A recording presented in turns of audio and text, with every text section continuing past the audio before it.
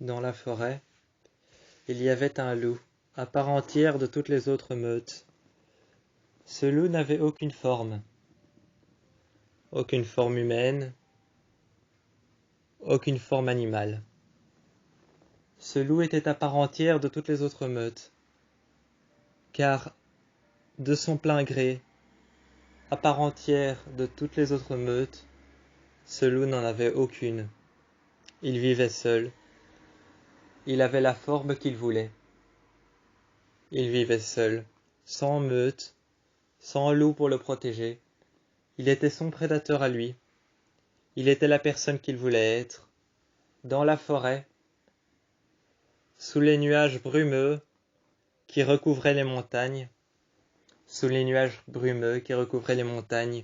en dessous de l'obscurité qu'il y avait dans la forêt la nuit, la clarté qu'il y avait durant le jour et la nuit.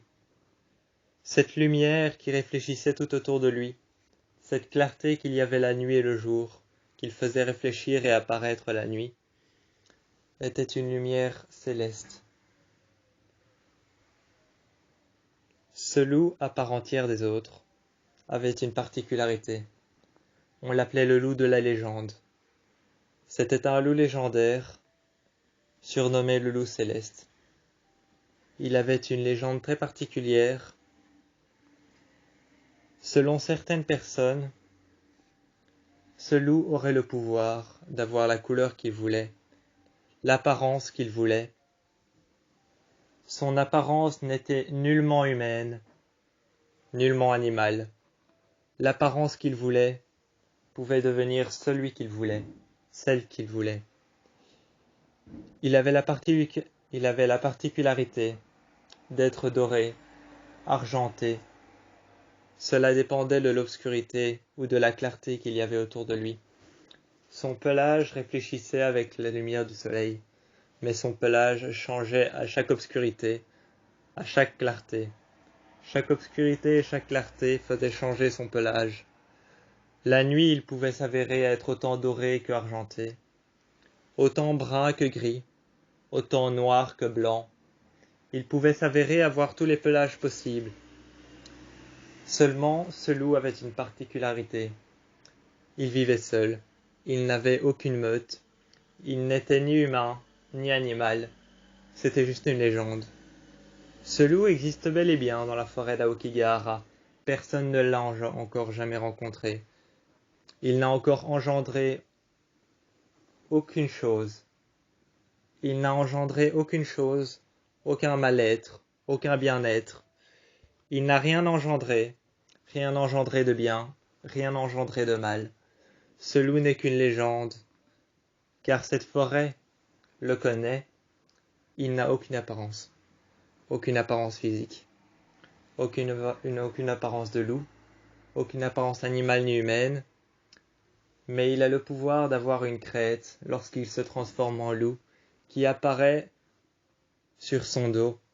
Cette crête dorsale qui apparaît sur son dos fait réfléchir une lumière dorée et argentée, par laquelle, à travers cette crête, si quelconque humain touche ou voit cette crête, son pouvoir serait tout aussi vite absorbé. Telle la symphonie d'une musique, la musique d'un piano qui pourrait nous entraîner dans un autre monde, un autre endroit. Cette crête avait le pouvoir de choisir le pouvoir qui était muni de la personne qui aurait choisi ou vu le loup. Ce loup qui aurait été vu par la personne aurait tout aussi bien pu être choisi par le loup en tant que maître gardien. Ce loup a la particularité de ne pas être choisi, mais de choisir. Lorsqu'il choisit une personne qu'il a vue, il devient un maître gardien. Son maître gardien a la particularité de pouvoir lui aussi être absorbé par cette crête qui lui donnerait la faculté d'avoir le pouvoir de son maître. Le pouvoir de son maître serait alors soit en sécurité, soit pris d'assaut par le loup. Ce qui permettrait au maître de ne plus avoir aucun pouvoir, de ne plus pouvoir se transformer en loup. soit son pouvoir serait en sécurité dans le corps du loup. Il n'y avait qu'à demander, car ce loup avait une particularité, il parlait toutes les langues. Il parlait toutes les langues, autant la langue humaine que animale, autant la langue qu'il pouvait y avoir sur chacun des pays, la langue qu'il pouvait y avoir sur chacun des continents. Il la comprenait. Ce loup pouvait voyager où il voulait, il comprenait les personnes qui l'entouraient, il comprenait ce qu'il voyait, il savait où il était. Il savait s'il était dans un endroit malsain, ou un endroit qui allait le protéger. Il savait qu'il était dans une forêt de réincarnation, de vie éternelle, de mort éternelle. Il savait que c'était un cercle vicieux qui allait se répéter encore et encore. Sa seule faculté était qu'il n'avait pas de forme. Sa forme de protection était le loup, car les loups sont bien banals à la forêt d'Aokigahara. À Aokigahara, les loups sont bien banals. Ils n'apparaissent que très souvent. Et sous forme de protection, ils se réincarnent en loup assez souvent. L'hiver, il hiberne, il meurt dans sa taverne. Il meurt dans sa taverne. Et dans sa taverne sous terre, une grotte, qui est appelée la grotte céleste, il y meurt l'hiver et se réincarne sous une autre forme. Une forme dorée qui apparaît au printemps. Cette forme dorée qui apparaît au printemps apparaît aussi parfois l'hiver. Cela dépend de la lumière du jour. Mais la lumière du jour le fait apparaître sous une forme dorée, qui sous une forme argentée ensuite, à travers l'obscurité des arbres, va le faire apparaître sous un loup blanc, qui parfois peut advenir être un loup gris, et peut s'advenir aussi être un loup noir. Il choisit son pelage, peu importe le moment, peu importe l'instant, peu importe l'endroit, il choisira toujours son pelage. C'est un éternel recommencement pour lui. Il s'adapte aux vies de l'endroit. Il s'adapte à la nature, la naturalité de l'endroit dans lequel il est. Il s'adapte. Il peut être gris, il peut être noir, il peut être brun, il peut être doré, argenté ou blanc. Il s'adapte et il devient qui il est. Il devient qui il est. Ce loup légendaire qu'on n'a jamais su comprendre, jamais su apprivoiser, jamais su voir auparavant. Ce loup légendaire voyage seul et en solitaire. Voyageant seul et en solitaire à travers la forêt, il se réincarne au printemps, il meurt l'hiver. Son pelage change toutes les années. Toutes les années, ce n'est jamais le même. Cependant, personne ne saura l'apprivoiser, car seul il vivra, seul il naîtra. Seul il vivra, seul il naîtra. Ses sœurs et ses frères sont morts. C'était un loup de légende qui avait une meute autrefois. Une meute qu'il a abandonnée. Ses sœurs et ses frères sont morts. Ses sœurs, ses frères, il sait qu'ils sont morts, car un lien céleste était entre eux. Un lien céleste s'était formé entre eux, telle une spirale qui recommençait, encore et encore, qui revenait à la case départ, toujours, encore. Un éternel recommencement. Il savait que ses sœurs et ses frères étaient morts. Mais pour autant, pour l'avoir abandonné, il n'en avait aucun regret. Il vivait seul, tel un animal céleste. Un animal céleste qui n'était au dépourvu de personne ni même de rien. Au dépourvu de personne ni même de rien. Il vivait seul. Dans cette grotte, il mourrait l'hiver. Il se réincarnait le printemps. Son pelage faisait apparaître une lumière dorée et une clarté autour de son pelage qui montrait qu'il était bien présent dans la forêt. Cette clarté et ce pelage qui apparaissaient tout autour de lui montraient qu'il était présent. Son pouvoir d'incarner la présence d'un humain et d'apprivoiser un humain à sa manière montrait qu'il avait une forte puissance et influence par rapport aux autres.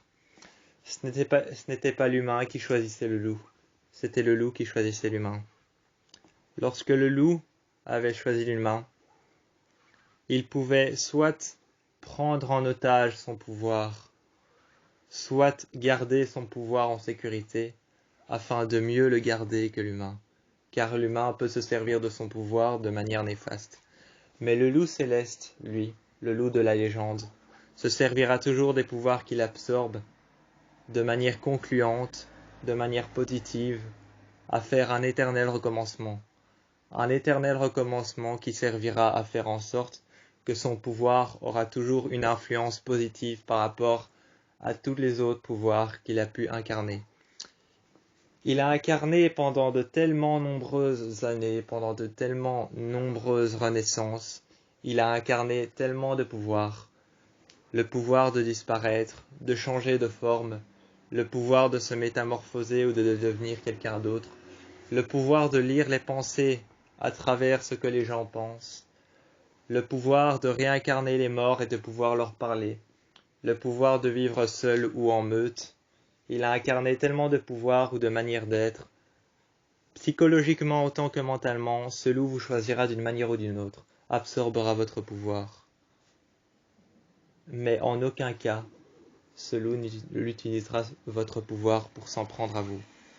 Il incarnera, il deviendra, et il sera toujours un loup légendaire.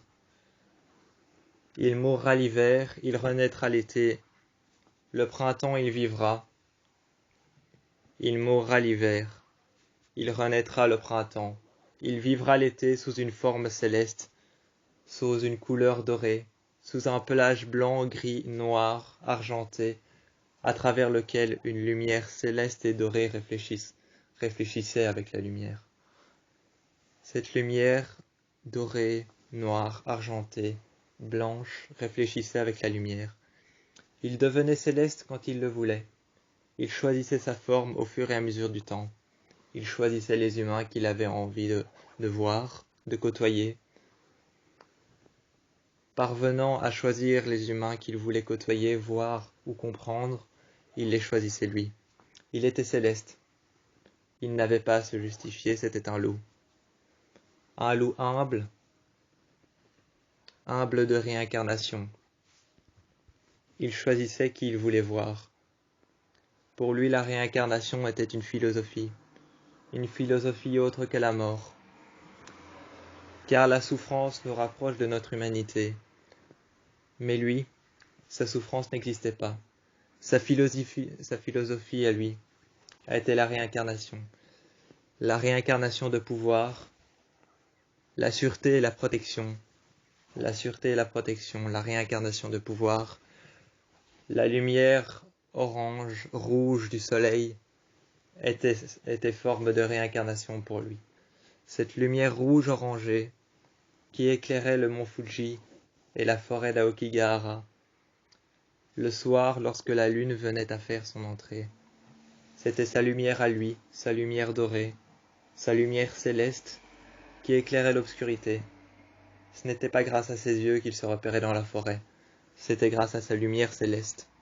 Il marchait à l'aveugle, montrant le chemin grâce à une lumière céleste.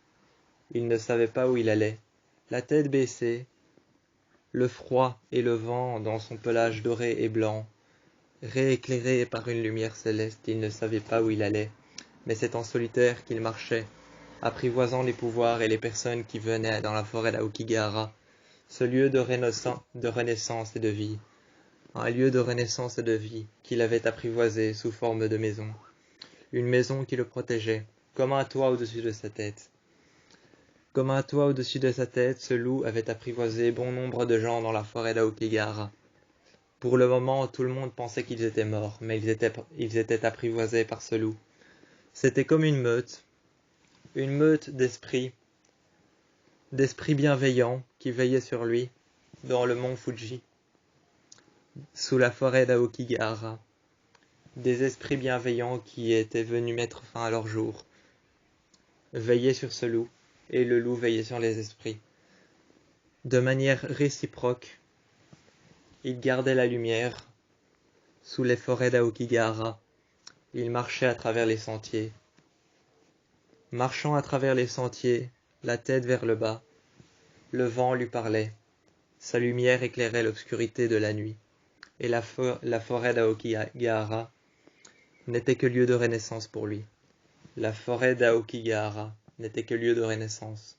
Il marchait à travers la forêt. Si l'on suivait son parcours, on pouvait s'apercevoir que son parcours ne faisait que la forme d'un cercle. La renaissance. Son parcours était souvent suivi par des personnes qui ensuite étaient choisies. À la fin du cercle, il était lieu de renaissance. À la fin du cercle, il était lieu de renaissance.